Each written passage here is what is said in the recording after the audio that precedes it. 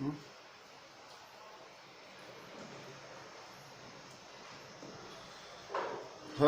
ओम।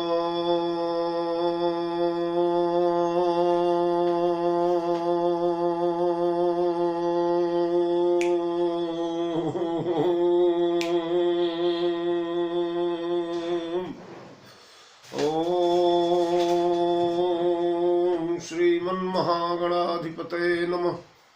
श्रीरामः शरणं मम। श्रीगुरवे नमः।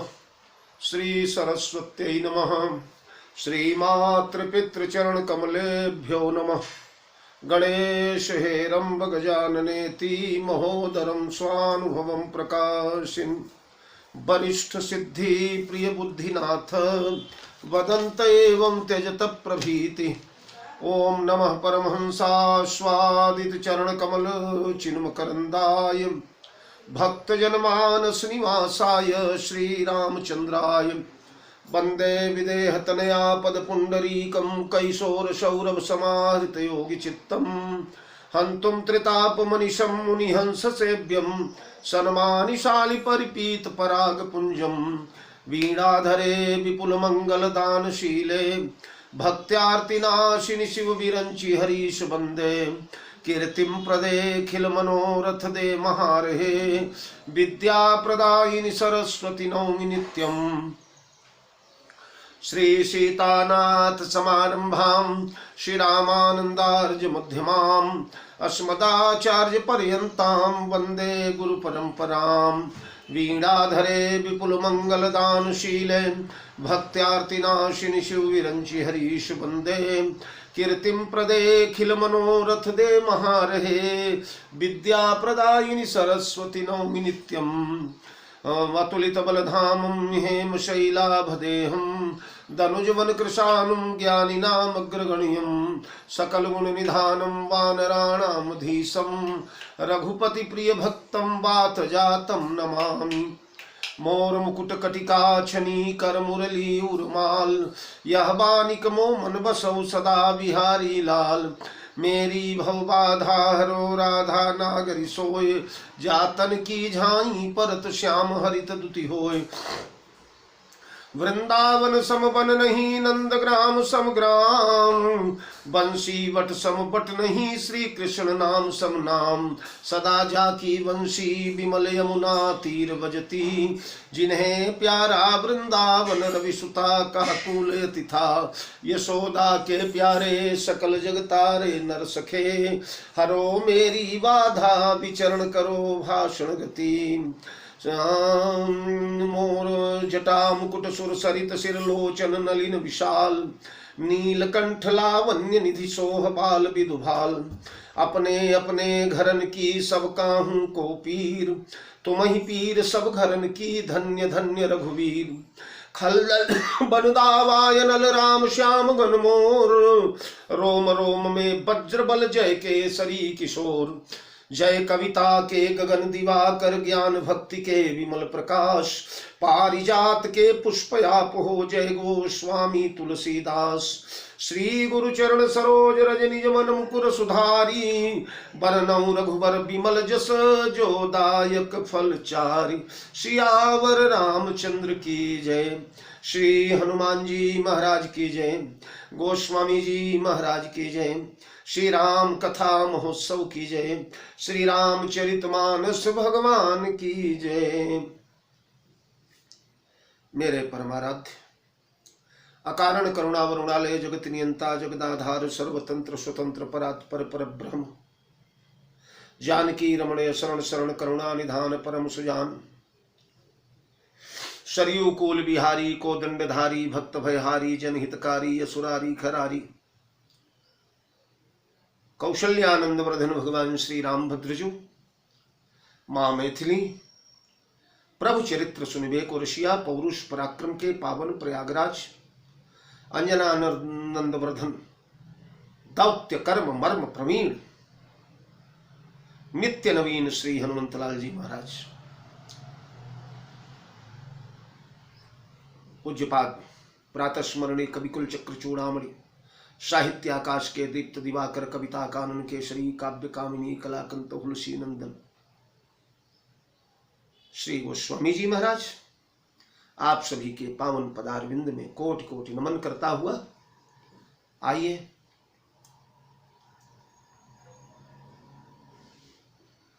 अयोध्या कांड में दरबार लगा हुआ है। अयोध्या में गुरुदेव वशिष्ठ अध्यक्ष हैं, उसके मुख्य अतिथि मां कौशल्या है, मुख्य यजमान भैया भरतलाल है, सारा मंत्रिमंडल जुटा हुआ है, वामदेव हैं, वशिष्ठ हैं, जाबाली हैं, सुमंत्र हैं,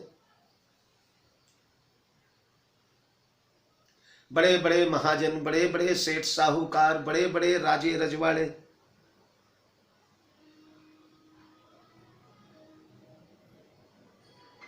सबके समक्ष गुरुदेव भगवान ने पहले भावी और विधि का विधि के विधान की प्रबलता का विधिवत व्याख्यान दिया।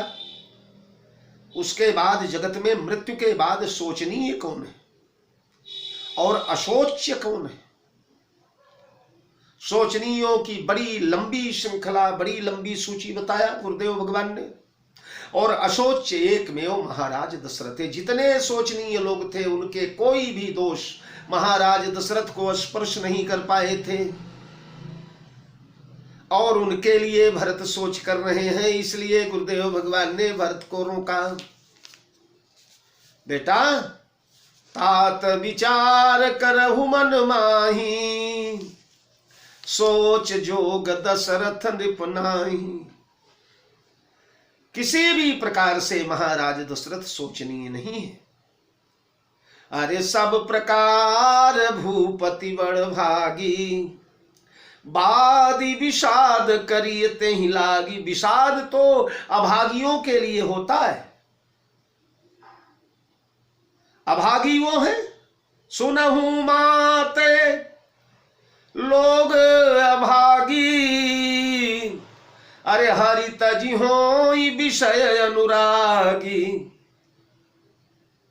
भगवान को त्याग दिया है जिसने, विषयों में अनुराग रखता है, रात दिन जगत के भोगों में डूबा रहता है, जगत के भोगों में लीन रहता है, जैसे अगाध सरोवर में मीन लीन रहता है, वह शोचनीय है। पर हमारे महाराज तो अभागी नहीं है, तो सब प्रकार भूपति बड़ भागी। अरे एक दो प्रकार जिसके सुधर जाए वो बड़भागी हो जाता है। वानरों का जन्म बंदर वंश में हुआ, वानर कुल में हुआ, जो सर्वदा निंदनीय है, जो सर्वदा घृणित वर्ग है, शकुनाधम है, अपावन है। लेकिन उन बंदरों में केवल एक गुण आ गया। कौन सा गुण? बोले राम चरुणानुरागी हो गए, और उतने भर से हम सब सेवक अति बड़ भागी। अरे संतत सगुन ब्रह्म अनुरागी, बड़ भागी अंगद हनुमाना, चरण कमल चापत विधि नाना। हनुमान सम नहीं बड़ भागी, नहीं को राम चरण अनुरागी। केवल एक वैशिष्ट्य आ जाने पर ये सब बड़ भागी हो गए। पर हमारे महाराज दशरथ रामचरण अनुरागी तो है ही, हाँ?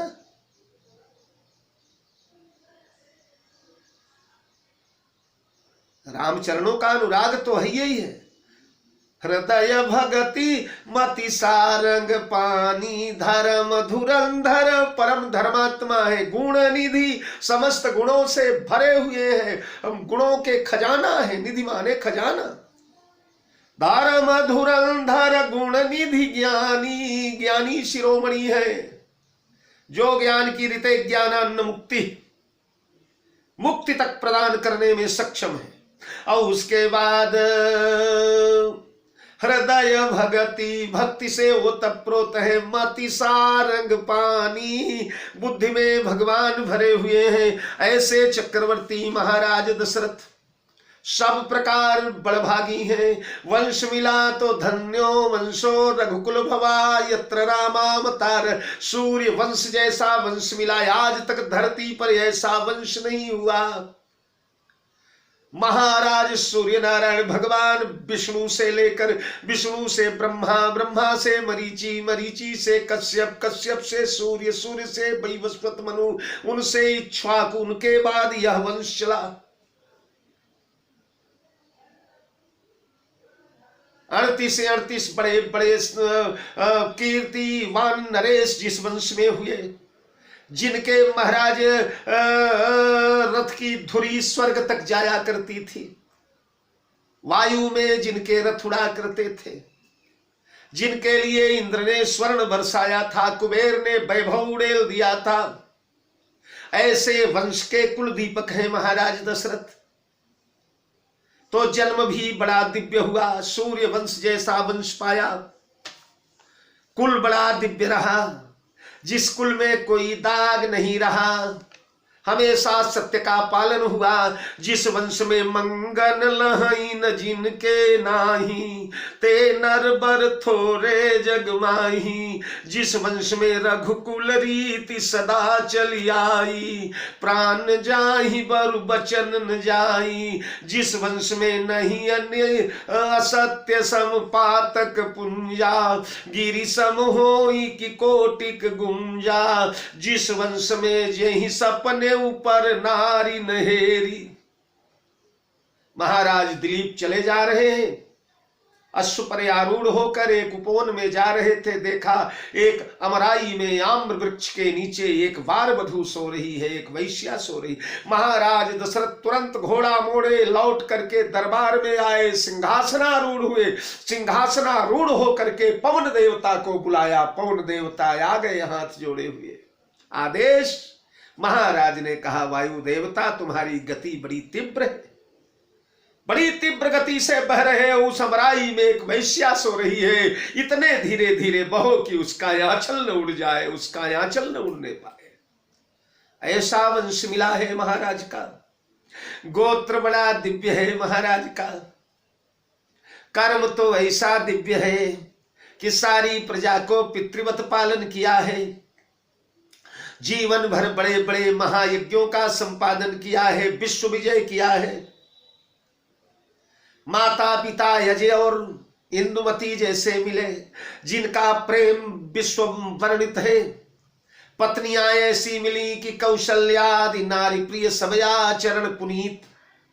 पति अनुकूल प्रेम दृढ़ हरिपद कमल विनीत। ध्यान दें, कैकेयी की जो दुर्भावना है, ये देवताओं की प्रेरणा के बाद ऐसी दुर्भावना कैकेयी में आई। उसके पहले तो सब आचरण पुनीत, सब पतिव्रता हैं, सब शुद्ध हैं, सब पति के अनुकूल हैं, सब सुशीला हैं, धर्मशीला हैं, सौम्य हैं, सौजन्यमयी। तो और पुत्र राम लखन तुम शत्रुघ्न सरिस सुवन सुचि जासु। राम लक्ष्मण भरत शत्रुघ्न जैसे परम पवित्र पुत्र जिस पिता को प्राप्त हो, वो राजा कोई प्रकार कम रह गया क्या अभी राजा में? जिया तो ऐसे जिया कि जियत राम विधु बदन निहारा। जीते जी भगवान का दर्शन किया है, और मरे तो कैसे? कोई रोग से नहीं, कोई बुढ़ाई से नहीं, कोई तड़प कर नहीं, कोई कलप कर नहीं। राम प्रेम के लिए प्रिय प्राणों को तृणवत त्याग दिया। तुलसी जान्यो दशरथ ही धर्म सत्य समान। धर्म सत्य के समान नहीं है, ऐसा भाषण तो कई लोग देते, पर राजा ने प्रैक्टिकल में, जीवन में उतार करके बताया। तुलसी जान्यो दशरथ ही, अरे धर्म न सत्य समाज। राज तजे जहि लाग बिनु राम परिहरे प्राण। सत्य के लिए उन्होंने राज त्याग दिया, और सत्य के लिए राम भी त्याग दिया, और राम के लिए प्राण त्याग दिया। जेहि तन परिहरि प्रेम निवाह। प्रण का भी पालन कर लिया, प्रेम का भी पालन कर लिया, दोनों सुधर गए महाराज के। सत्यवादिता में दाग नहीं लगने दिया, सत्य के चादर को बिल्कुल कोरी की कोरी रहने दिया। लेकिन ये भी नहीं कि सत्य पालन में निर्दय हो गए। राम के बिछड़ते ही प्राणों को भी बिछड़ा दिया, प्राण भी त्याग दिया। तो सब प्रकार भूपति बड़भागी, ऐसे बड़भागी पिता के पुत्र होकर के उनके लिए विषाद कर रहे हो भरत। विषाद लोग सोच योग्य महाराज नहीं है। बादी विषाद करिए ते ही लागी, निरर्थक विषाद है। यह सुनी समुझी सोच परिहरहु, यह सुनो और सुनने के बाद समझो। केवल मेरा भाषण सुन करके मेरे दबाव में, मेरे इंप्रेशन में आकर के कोई निर्णय न लो, बल्कि समझो, विवेकवान हो, ज्ञानी हो, बुद्धिमान हो, राम के जैसे प्रबल पांडित्य के धनी हो। इसलिए समझिए, यह समझने लायक विषय। ऐसे महापुरुष लोग चिंता के योग्य नहीं होते, इनके लिए आंसू नहीं बहाए जाते। इनका पदार्पण, इनका यहां से गमन जो है उत्सव का विषय होना चाहिए। तो यह सुनी समुझी सोच परिहरहु, सिर धरी राज रजायस करहु। बेटा, शिरोधार्य करके राजा के रजायस का पालन कीजिए। रजायस, रजायस माने होता है यानी जो पालनीय ही है। यहां राज रजायस शब्द कह करके महाराज एक बात और सिद्ध करते हैं कि राजा की आज्ञा है, और राजा की आज्ञा में ना नुकुर ना नुच नहीं हुआ करता। राजा की आज्ञा सर्वतो भावेन पालना ही पड़ता है, इसलिए तुम्हारे लिए पालनीय है। अरे राय राजपद तुम कह दीना, किसी ऐरे गहरे ने आपको राजपद नहीं दिया है, राजा ने राजपद दिया है। अगर कोई कह दे कि उसने दिया तो उसका क्या अधिकार है, उसके देने से मैं क्यों ले लूं? ना ना, जिसका था उसने दिया है, प्रॉपर्टी के मालिक ने दिया है, तीसरे ने नहीं दिया है, धन के स्वामी ने दिया है। इसलिए राज रजायस तुम कह दीना, और अब आगे पिता वचन फुर चाहिए कीना।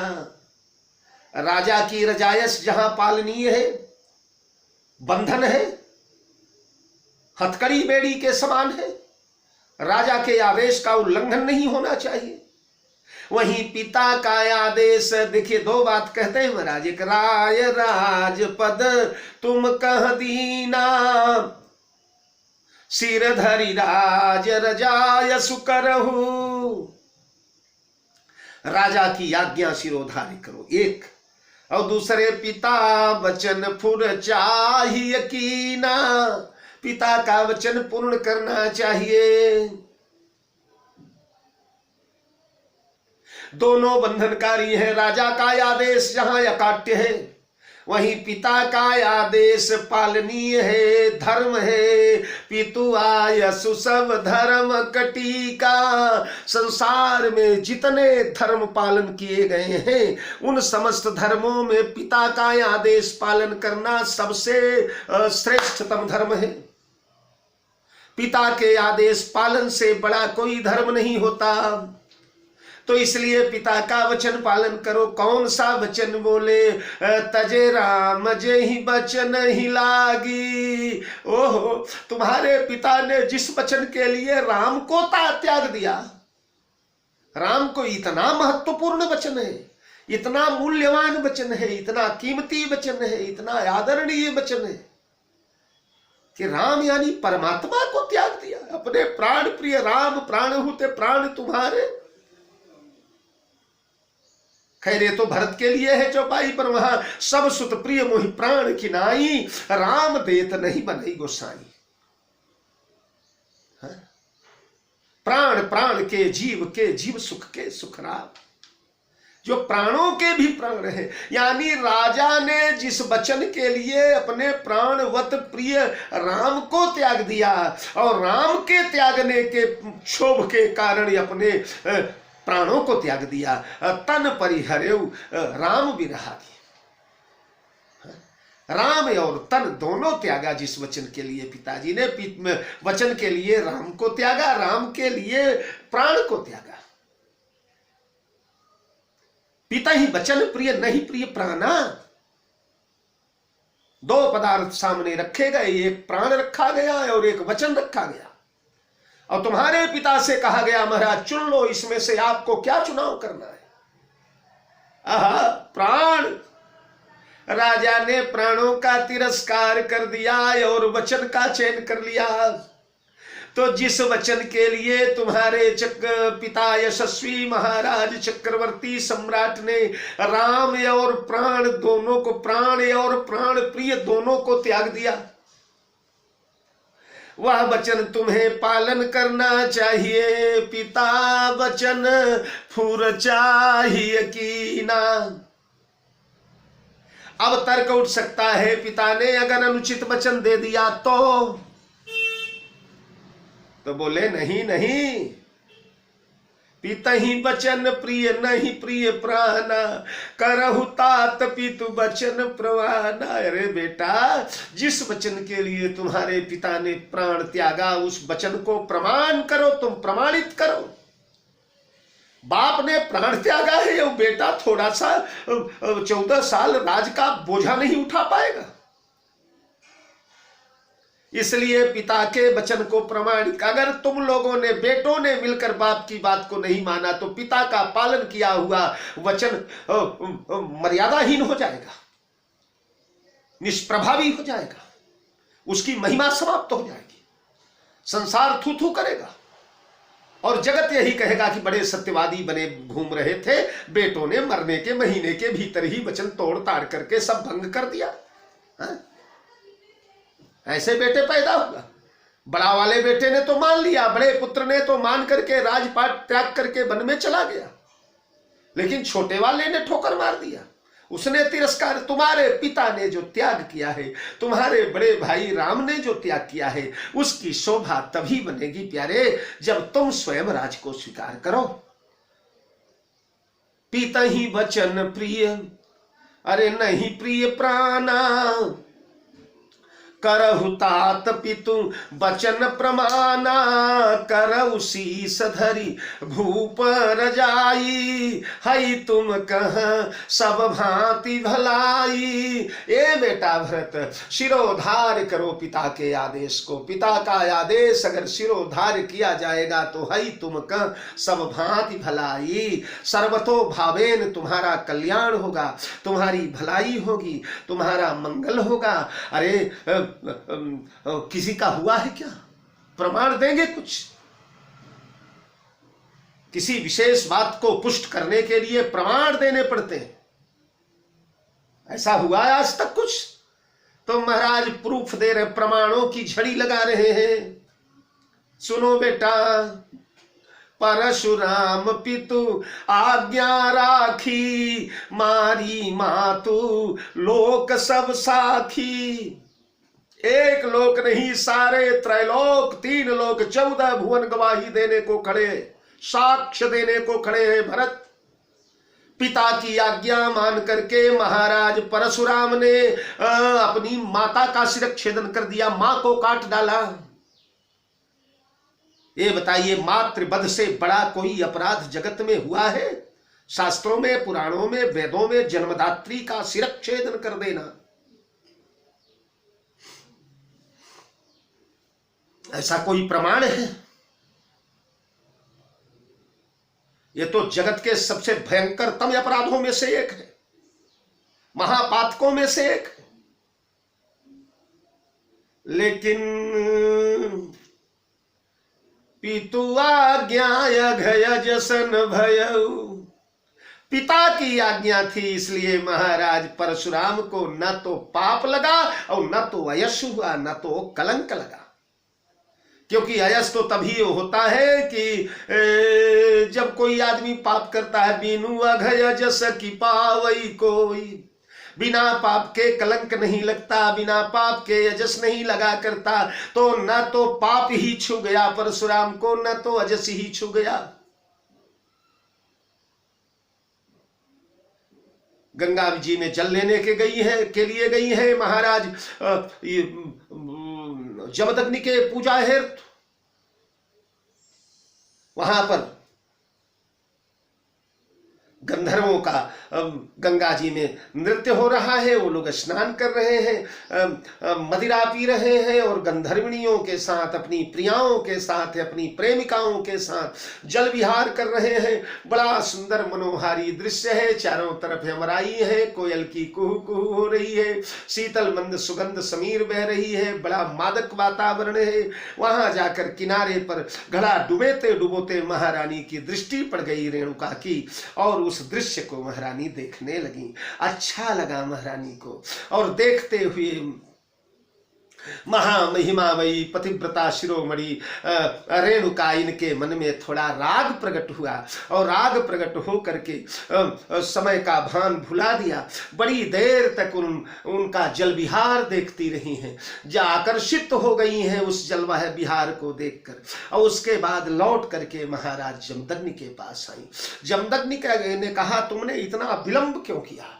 और महारानी कुछ बताती, उसके पहले दिव्य दृष्टि से महाराज जमदग्नि ने सारा नजारा देख लिया, क्रुद्ध हो गए, अपने अन्य पुत्रों को बुलाया, इसका शिरच्छेदन कर दो। उन पुत्रों ने आज्ञा नहीं माना। तब राम आए, राम यानी परशुराम। सिर काट डालो इसका, पापनी का, इसके मन में व्यभिचार प्रकट हुआ है। अरे अरे अरे, धन्य हो परशुराम।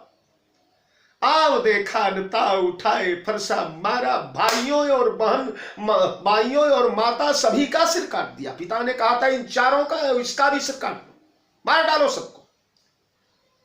सिरच्छेदन हो गया, खून की नदी बहने लगी, 5-5 सिर कटे। एकाएक महाराज ने देखा पुत्र का यह कर्तव्य, दौड़े परशुराम को हृदय से लगा लिया। मेरे पुत्र, तुमने पुत्र तो सार्थक कर दिया, आज मेरा हृदय गर्व से भर गया। परशुराम, धन्य हो बेटा, तुम्हारे जैसा पितृभक्त त्रिभुवन में कोई न हुआ न होगा। हे परशुराम, बोलो क्या वरदान चाहिए, वरदान मांगो। परशुराम ने वरदान मांगा कि पिताजी, अगर आप प्रसन्न हैं, वरदान देना ही चाहते हैं, तो मेरी माता और मेरे सारे भाई पुनः जीवित हो जाएं, और उन्हें यह घटना याद न रहे कि मैंने उनका शिरच्छेदन किया था। एवं मस्त, ऐसा ही होगा। और तपस्वी की वाणी सार्थक हो गई। सब जैसे सोते से जागे हुए, रक्त सब गायब हो गया, सब बिल्कुल नव चैतन्य। तो बेटा, पिता की आज्ञा पालने से यह होता है। परशुराम प्रमाण है आपके सामने। इन्होंने कहा, महाराज ये तो ईश्वर है, और ईश्वर का अनुकरण करना साधारण जीव के लिए संभव नहीं है। मैं तो साधारण मानव हूं, वो ईश्वर है। ईश्वर का अनुकरण जीव करेगा? जीव की क्षमता है कि ईश्वर की नकल करे? इसलिए मुझे परशुराम के उदाहरण के द्वारा न समझाया जाए। गुरुदेव ने कहा, तो भरत लो मनुष्य का उदाहरण लो। मनुष्य का उदाहरण? हाँ, कौन से? बोले, तनय जाति यौवन दयऊ, पितु आज्ञाय घय जसन भयऊ। भागवत इत्यादि में प्रमाण है, अनेक पुराणों में। महाराज याति देवयानी से इनका विवाह हुआ। देवयानी महारानी श्रीमद् भागवत महापुराण में महाराज विश्वामित्र वशिष्ठ के बृहस्पति के पुत्र कच्छ नाम था उनका। मृत संजीवनी विद्या सीखने के लिए महाराज कच्छ को बृहस्पति ने शुक्राचार्य के आश्रम में भेजा। यद्यपि शुक्राचार्य महाराज बृहस्पति के कट्टर शत्रु हैं, लेकिन ध्यान दीजिए, आचार्यों का यह धर्म है, अपने शत्रु का भी पुत्र आएगा विद्या सीखने के लिए तो उसे विद्या सिखाया जाएगा। धृष्टद्युम्न का जन्म महाभारत में महाराज द्रोणाचार्य को मारने के लिए ही हुआ था, और द्रोणाचार्य पूर्णतः जानते हैं कि धृष्टद्युम्न ही मुझे मारेगा। वह धृष्टद्युम्न महाराज के पास विद्या सीखने गया, शस्त्र विद्या सीखने। धन्य है महाराज द्रोणाचार्य, जिस प्रकार अश्वत्थामा को शस्त्र विद्या सिखाया, वैसे उन्होंने अपने हत्यारे धृष्टद्युम्न को भी सिखाया। जानते हैं इसी विद्या का प्रयोग करके मुझे मारेगा ये, लेकिन महाराज ने वापस नहीं किया। तो महाराज कच गए हैं शुक्राचार्य के आश्रम में, वहां समस्त विद्याओं में पारंगत हुए, लेकिन शुक्राचार्य की बेटी का नाम देवयानी था। देवयानी मुग्ध हो गई है कच के ऊपर, बड़ा सुंदर सुडौल शरीर, कामदेव जैसे सुंदर थे। मुग्ध हो गई देवयानी, और देवयानी ने कच के सामने प्रणय निवेदन कर दिया, आप मेरे पति बने, मुझे अपनी प्राण प्रिया बनाइए। महाराज कच कहने लगे, अरे देवी आप मेरे गुरुदेव की कन्या है, गुरुदेव भगवान की कन्या है, आप पूजनीय है, वंदनीय है, अर्चनीय है, अभिनंदनीय है, आप मेरी बहन है। मैं ये पाप कैसे करूंगा, ये मेरे से संभव नहीं होगा। लेकिन महारानी देवयानी तो पूर्ण रूपेण मुक्त हो चुकी थी कच के ऊपर, तुम्हें मुझसे विवाह करना पड़ेगा। कच ने कहा मैं नहीं कर सकूंगा। बहुत जिद किया, नहीं माने, अंत में श्राप दे दिया देवयानी ने, मेरे पिता की सिखाई हुई सारी विद्या तुम्हें विस्मृत हो जाए, भूल जाए। महाराज कच ने कहा ठीक है, तुम्हारे पिता की विद्या जाए, त्यागा उसे मैंने, पर ये पाप मैं नहीं करूंगा देवी। लेकिन जाओ, तुम्हें भी एक श्राप देता हूं, तुम धर्म या धर्म का विचार न करके केवल काम वेग के कारण धर्म नाश करने जा रही हो, तो जाओ, तुम्हें भी कोई ब्राह्मण नहीं ब्याहेगा, कोई ब्राह्मण तेरे से विवाह नहीं करेगा। और महाराज देवयानी, महाराज वृषपर्वा थे राक्षसों के राजा, उसी राज्य में शुक्राचार्य रहते थे। एक बार वृषपर्वा की कन्या जिनका नाम शर्मिष्ठा है, शर्मिष्ठा के साथ गई हैं वन विहार करने। वहीं एक कूप है, कूप के किनारे सबने अपने अपने वस्त्र उतारे हैं, वस्त्र उतार करके सब कूप में स्नान करने गई हैं। सीढ़ियां वगैरह रही होंगी, कुछ साधन रहा होगा। और महाराज स्नान के बाद वृषपर्वा नंदिनी शर्मिष्ठा ने देवयानी के वस्त्र पहन लिए। और जब देवयानी ने यह देखा, भूल से उसने पहन लिया, देवयानी ने देखा, क्रोध में तिलमिला उठी।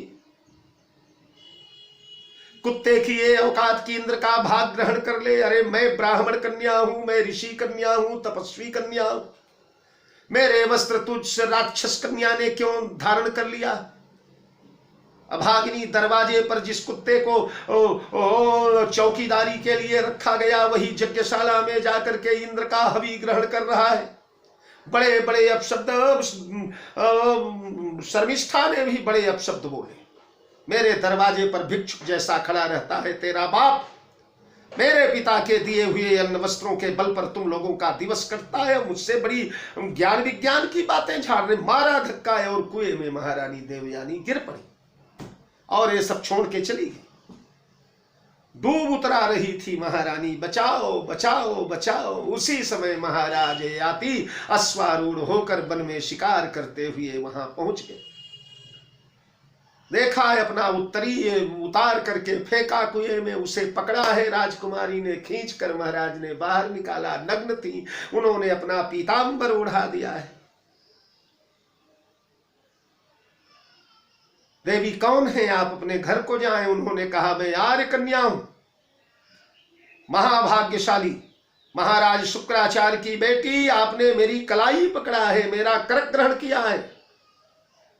अब आपके करक ग्रहण करने के बाद अब मैं दूसरे से ब्याह कैसे कर सकती हूं स्वामी, आप मेरे पति बने। और उनका रूप यौवन सौंदर्य देख करके महाराज ययाति भी बड़े प्रसन्न हुए। उन्होंने उनसे विवाह कर लिया और उन्होंने पिता से कहा महाराज ये शर्मिष्ठा है और इसकी समस्त सखियां मेरी दासी बन करके चले, मेरी नौकरानी बनकर मेरे ससुराल चले। और शर्मिष्ठा गई है, वहां जाकर के महाराज ययाति से वचन लिया है कि मेरे अनुपस्थिति में कभी भी आप ये शर्मिष्ठा का स्पर्श मत करिएगा, क्योंकि ये नागिन जैसी पुकार रही है।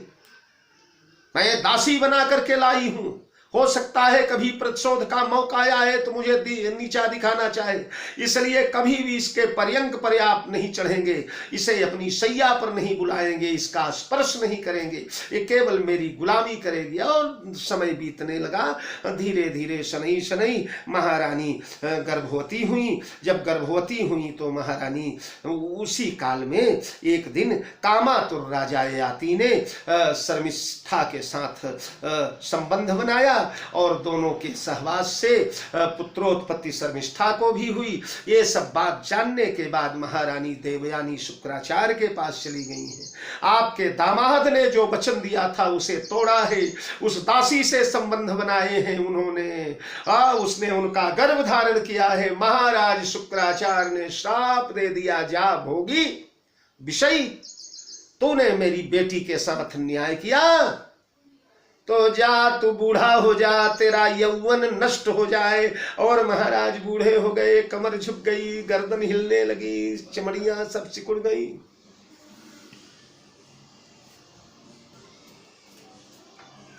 लेकिन हृदय बूढ़ा ने, मन बूढ़ा नहीं हुआ था। मन में विषयों की तरंगे बार बार उठती थी, विषय भोग की हिलोरें उठा करते थे। तब महाराज ने अपने पुत्रों से यदु इत्यादि से ये उनका यौवन मांगा। पूर्व जन्मों में एक आदमी किसी को अपना रोग, अपनी बुढ़ाई, अपनी जवानी चाहे तो दे सकता था। पूर्व युगों में संकल्प ले लेकर के, देवी भागवत में कथा है, प्रमद्वरा नाम की एक अपनी स्त्री को एक ब्राह्मण ने अपनी आयु दे दिया, उसे सर्प ने काट लिया, वो मर गई। मरने के बाद बहुत रोने लगे ब्राह्मण देवता। अंत में अश्विनी कुमारों ने कहा तुम अपनी आधी आयु इसे दे दो तो ये जीवित हो जाएगी, और उन्होंने अपनी आधी आयु दे दिया। तो ययाति ने कहा कि हमें तुम्हारा यौवन दीजिए। किसी पुत्र ने, सबसे छोटा पुरु था, पुरु ने सुना पिताजी यौवन लेंगे, हाँ अभी भोगों से मैं उपराम नहीं हुआ, जगत के भोगों से मेरी तृप्ति नहीं हुई है पुत्र।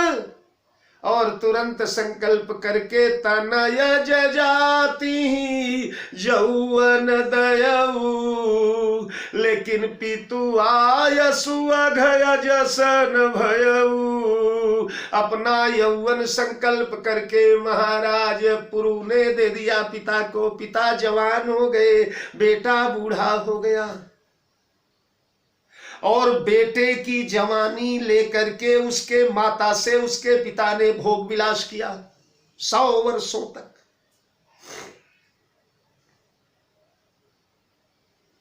तो अपनी जवानी दे करके, चूंकि उसके यौवन के द्वारा माता से भोग हुआ, ये तो महान अपराध है, महान पाप है। लेकिन पितुआयसु, पिता के आदेश ने उस पाप को भस्म कर दिया, जला दिया। आदेश का पुण्य इतना बड़ा था आदेश पालन का कि वह पाप गौण हो गया। अपितुआयसु अघय जसन भयऊ, न यज्ञ हुआ, न कलंक लगा, न अजस हुआ।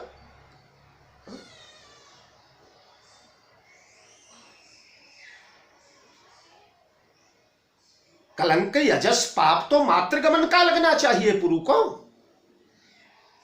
उसकी आयु के द्वारा, उसके यौवन के द्वारा ये कार्य हो रहा है। लेकिन पितु आयसु अघय जसन भय, ये पिता के आज्ञा की वरीयता है बेटा, ये पिता के आज्ञा की महत्ता है, महानता है, महनीयता है, गौरव। इसलिए पिता का आज्ञा, पिता का आदेश पालन करो। और बार बार सिरधरि राज रजायसु करहु, प्रजा पाली पुर जन दुख हरहु, पिता वराय राज पद तुम का। देखिए कितनी बार पुनरावृत्ति की गई। राय राजपद तुम कह दीना, अरे पिता बचन फुर चाहिए कीना, करहु तात पितु बचन प्रमाना, करहु शीस धरि भूप रजाई, हई तुम कह सब भांति भलाई, अवसि नरेश प्रवचन फुर करहु, प्रजा पाली पुर जन दुख हरहु।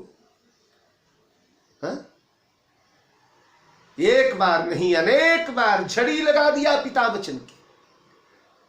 इसलिए पिता वचन पालो, पिता वचन पालो, अवसि नरेश वचन फुर करहु। पिता के वचन को सत्य करो बेटा, अगर तुम नहीं करोगे तो पिता का पाला हुआ वचन भी झूठा हो जाएगा, राम का परिश्रम भी निरर्थक हो जाएगा, पिता का प्राण त्याग भी निरर्थक हो जाएगा। और यहां पर पाप पुण्य का तो विचार ही मत करो भरत, क्योंकि अनुचित उचित विचार करी जे पाल ही पितु बहन, अरे ते भाजन सुख सुजस के बसही अमर पति हैन। अनुचित और भी उचित का विचार करके जो पिता की आज्ञा का पालन करता है वह सुख और सुयश का भाजन होता है। सुख और यश दोनों उसके झोली में आ जाते हैं, दोनों से उसका खजाना भर जाता है, सुख से भी सुयश से भी। और बसही अमर पति अमर पति यानी इंद्रलोक में जाकर के बसा करता है। देखिए पिता आज्ञा पालक को स्वर्ग मिला करता है। भला मुक्ति तो भगवान के भजन से ही मिला करती है, पर जो पितु आदेश का पालन करता है स्वर्ग लोक अमर पति उसे मिला करता है, देवलोक का वासी होता है। देवता लोग उसका स्वागत करते हैं, जाने पर माला फूल लेकर के गाजे बाजे के साथ पितृ आज्ञा पालक को लेकर के देवता इंद्र के अमरावती में जाते हैं, इंद्र के सिंहासन के समीप जाते हैं। पिता के वचन को पालने का प्रभाव है, फल है। इसलिए अवसि नरेश बचन फुर करहु, पालहु प्रजा सोच परिहरहु। इसलिए अवश्य ही सर्वतो भावेन तुम्हें पिता के वचन का पालन करना चाहिए और प्रजा का पालन करना चाहिए, शोक का परित्याग करना चाहिए। ये सब करने से क्या होगा जानते हो बेटा? क्या होगा गुरुदेव? बोले सुरपुर नृप पाई परितोषु। स्वर्ग लोक में तुम्हारे यशस्वी पिताजी को परितोष मिलेगा, संतोष मिलेगा, आत्मा तृप्त हो जाएगी। मेरे दोनों बेटों ने मेरी लाज बचा लिया, मेरी मर्यादा का पालन किया। मेरे बड़े पुत्र ने जहां कुबेर से भी बड़े ऐश्वर्य को अवधराज सुरराज सिहाई, दशरथ धन सुनि धनद लजाई, तेहीपुर ऐसे राज्य को हम बड़े बेटे ने राजीव लोचन राम चले तजी बाप को राज बटाऊ की नाई।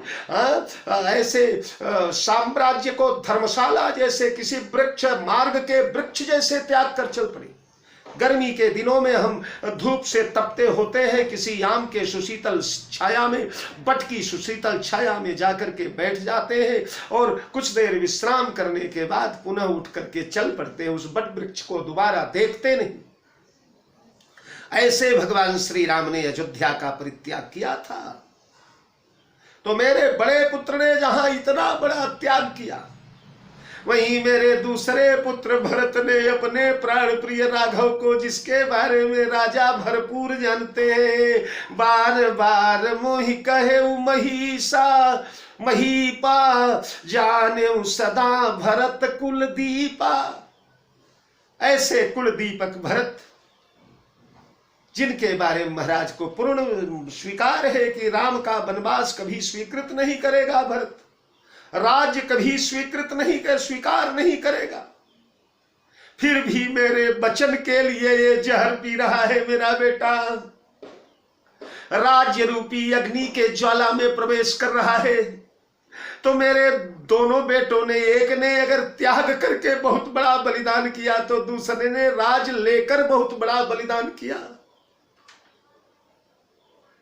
इसलिए सुरपुर नृप पाई परितोषु, और तुम कह सुकृत सुजस नहीं दोषु। दो चीजें मिलेंगी तुम्हें, सुकृत मिलेगा, तुम्हारा कर्म सुधर जाएगा, तुम्हारा कर्म मार्ग सुधर, क्योंकि पिता वचन पालन से बड़ा कोई कर्म नहीं होता। पितु आयसु सब धर्म का टीका, गुरु बितुमात वचन सिख पाले, चले कुमग पग परई न खाले। तो कर्म तुम्हारा सुधर जाएगा और तुम्हें यश मिलेगा संसार में, सारा संसार तुम्हारी जय जयकार करेगा। भरत कहते हैं गुरुदेव वो तो ठीक है, लेकिन वेदों में, पुराणों में, शास्त्रों में जो लिखा गया है उसका क्या होगा? उसकी तो धज्जी उड़ जाएगी अगर इस पापी ने राज ले लिया। अरे ना बेटा, वेद विदित सम्मत सब ही का, वेदों में विदित है, वेदों ने भी इसे स्वीकार किया है। सम्मत सब ही का मतलब पुराणों ने, स्मृतियों ने, उपनिषदों ने, धर्म दर्शनों ने, नीति शास्त्रों ने, बड़े बड़े मनीषियों ने, सबने यही सिद्धांत स्थापित किया है। कौन सा? बोले वेद विदित सम्मत सब ही का। अरे भरत जेहि पितु देई सो पावई टीका, जिसे पिता देते हैं वही राजा बनता है बेटा, और उसके राजा बनने में कोई दोष नहीं है। देखिए ना महाराज ध्रुवस्य चोत्कलो पुत्र, उत्कल नाम का बड़ा पुत्र था, उसे राज देना चाहते थे, लेकिन वह बैरागी स्वभाव का था। उसे संसार के किसी राजपाठ में, भोग विलास में कोई अभिरुचि नहीं थी। इसलिए उसके बैरागी स्वभाव को देख करके महाराज ने अपने दूसरे बेटे वत्सर को राज्य प्रदान किया। वत्सर राजा बना, कोई दोष नहीं लगा। ऐसे अनेकों प्रमाण हैं बेटा। तो जे ही पितु देई सो पावई टीका, और तुम्हारे पिता ने दे दिया है तुम्हें, तुम्हारी माता के प्रति वचनबद्ध है तुम्हारे पिता, इसलिए करहु राज परिहरहु गलानी। राज करो, राजा बनो, सम्राट बनो, सिंहासनारूढ़ हो जाओ, और परिहरहु गलानी, ग्लानि का सर्वथा परित्याग करो। ये समय ग्लानि का नहीं है बेटा, बड़ी दूरदर्शी नीति अपनाना पड़ेगा आपको। करहु राज परिहरहु गलानी, अरे मानव मोर वचन हित जानी। मेरा वचन हित है बेटा, चलो ठीक है। अगर तुम बहुत जिद करते हो कि मैं पिता का वचन नहीं मानूंगा, तो मानहु मोर वचन हित जानी। मेरा वचन तो मानो, गुरु गुरु आज्ञा गरीयसी। और तुम्हारे वंश में तो मेरा महत्व तुम्हारे पिता से भी बड़ा है। कुल गुरु सम हित मायन बापू, श्रीमुख से कहा गया है। कुल गुरु माता और पिता से भी बड़े हैं। बड़े बड़े सम्राटों ने, बड़े बड़े नरेशों ने, बड़े बड़े राजाओं ने इनके चरण रज को ललाट पर लगाकर इनके आदेश का पालन करके जीवन यात्रा संपादित किया है, और सभी को अपूर्व गौरव मिला है, अपूर्व यश मिला है। लग गया उनको कि शायद पिता का वचन पालने की पूरी तैयारी नहीं है, तो गुरु वचन, गुरु और वाक्यम, गुरु का वचन मिटाने का कतई कोई विधान नहीं है शास्त्रों में। तो मेरा वचन पालन करो। और गुरुजी नहीं, मानहु मोर वचन हित जानी, मेरे वचन से हित होगा। ऐसा केवल गुरुजी नहीं, सब मुड़ गए। अब सब गुरुजी के आज्ञा की बड़ाई करने लगे। महारानी कौशल्या कहती हैं, कौशल्या धरी धीरज कहई, अरे पूत पथ्य गुरु आय सुहई। बेटा तू अपने रोग की चर्चा करता है ना, कि तुझे भयंकर रोग हो गया है। कौन सा रोग? बोले यही दुखदाह दहई दिन छाती, भूखन वासर नींदन राती। तो कहता है तेरा कलेजा छाती हमेशा दहती रहती है, जलती रहती है, ज्वालाएं उठती रहती है, दिन में न भूख लगती है न रात में नींद लगती है। तो बेटा उसके लिए दवाई है ना, क्या? बोले पूत पथ्य गुरु आयसुअहि। गुरुदेव का आदेश से पथ्य है बेटा। कोई रोगी उसको पथ्य दिया जाता है ना, पथ्य। पर भरत का निवेदन यह है कि मैया पथ्य तो है गुरुदेव का आदेश, गुरु जी के आदेश को पथ्य हम मान रहे हैं, लेकिन पथ्य तो तब लिया जाता है जब रोग कुछ उतार पर जाता है, जब रोग की न्यूनता, जब रोग चढ़ती पर हो तब पथ्य थोड़े लिया जाता है। यहां तो मेरा रोग जो है चढ़ती पर है, चढ़ाव पर है, उतार पर तो रोग आया ही नहीं मैया। मंत्री लोग कहते हैं सिर धरी गुरु आयसु अनुसरहु, कीजिए गुरु आयसु अवसी, कहीं सचिव कर जोरी, रघुपति आए उचित जस, तस तब करब बोरी। तो अब पिता आज्ञा से बात बढ़ करके गुरु आज्ञा पर आ गई।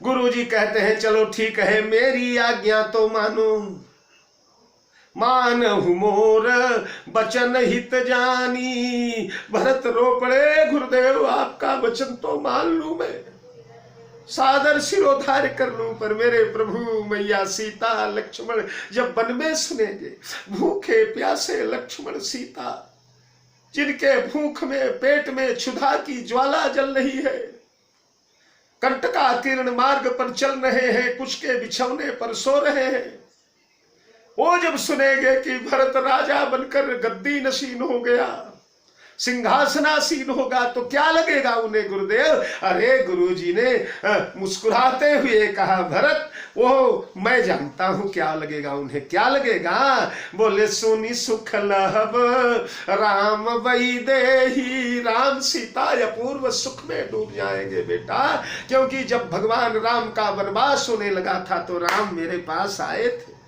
और मुझसे राम ने विशेष करके कहा था, क्या? बोले मुझसे कहा था कि गुरुदेव जिस दिन मेरे प्यारे दुलारे नैनों के तारे भैया भरत का राज तिलक हो, उस दिन गुरुदेव वो समाचार वन में मेरे पास भिजवाया जाए मेरे कुटिया में। उस दिन मैं अपने कुटिया में दीप जलाऊंगा, कोल किरातों भीलों के साथ नाचूंगा, नाच करके भरत के राज्य का उत्सव मनाऊंगा, कंदमूल फल मंगा करके ब्राह्मणों को भोजन कराऊंगा, ऋषियों को भोजन कराऊंगा, कुटिया को जाऊंगा, फूल की मालाएं लगाऊंगा कुटिया में। तो बेटा ये संदेह बिल्कुल निर्मूल है, सोनी सुख लहब राम वैदेही। अरे गुरुदेव लेकिन जगत के ये विद्वान ज्ञानी सब ये क्या कहेंगे? वशिष्ठ ने कहा उन सब का नायक हूं मैं वशिष्ठ। जगत के सारे पंडित मेरा अनुकरण करते हैं, वासिष्ठी पद्धति का अनुकरण करते हैं। वशिष्ठ ने जो आदेश दिया वो वेद मंत्र के समान जगत के पंडित लोग मानते हैं, इसलिए पंडितों का ठेका मैं ले रहा हूं, पंडितों की जिम्मेदारी मैं ले रहा हूं। अनुचित कहब न पंडित के ही, कोई पंडित कोई ज्ञानी कोई विद्वान ये चूं की आवाज नहीं उठाएगा, ये नहीं कहेगा कि ये अनुचित कार्य हो गया। और कौशल्यादि सरा सकल महतारी, अगर तुझे ये लग रहा होगा मेरे भोले भरत कि ये मैया कौशल्या पर क्या बीतेगी, जिन मैया कौशल्या के लाल वन में चले गए हैं, बेबहू चली गई है, नैनों के तारे वन में, पति स्वर्ग में चले गए, कौशल्या सुमित्रा को क्या लगेगा? तो गुरु ने कहा सुनो भरत, ये महिमामयी रानिया, ये मैया कौशल्या, ये महारानी सुमित्रा, ये तो तेव प्रजा सुख होई सुखारी। यद्यपि इन्हें अपने सुख का कोई भान नहीं, कोई कामना नहीं, कोई इच्छा नहीं, लेकिन जब प्रजा सुख देखेंगी, तुम्हारे राज्य राजा बनने से जब प्रजा हर्षित होगी तो प्रजा के हर्ष में ये भी हर्षित हो जाएंगी, प्रजा के सुख में ये भी सुखी हो जाएंगी। इसलिए बेटा तुम राज्य स्वीकार करो। और गुरुदेव के द्वारा ये विशेष आदेश देने के बाद भी भैया भरत जैसे हिमाचल को टाला नहीं जा सका। आगे क्या होता है, किस प्रकार बड़ी शालीनता मर्यादा के साथ गुरुदेव के आज्ञा को स्वीकार करके और उसके बाद माँ के भी निवेदन को बड़े प्रेम से विनय से मान पूर्वक निवेदन को छोड़ करके कैसे चित्रकूट के बटोही बनेंगे, कैसे चित्रकूट के राही बनेंगे भैया भरतलाल, एक कथा आप लोगों के समक्ष कल रखने का प्रयास करूंगा। जय जानकी जीवन। बहुत बहुत साधुवाद।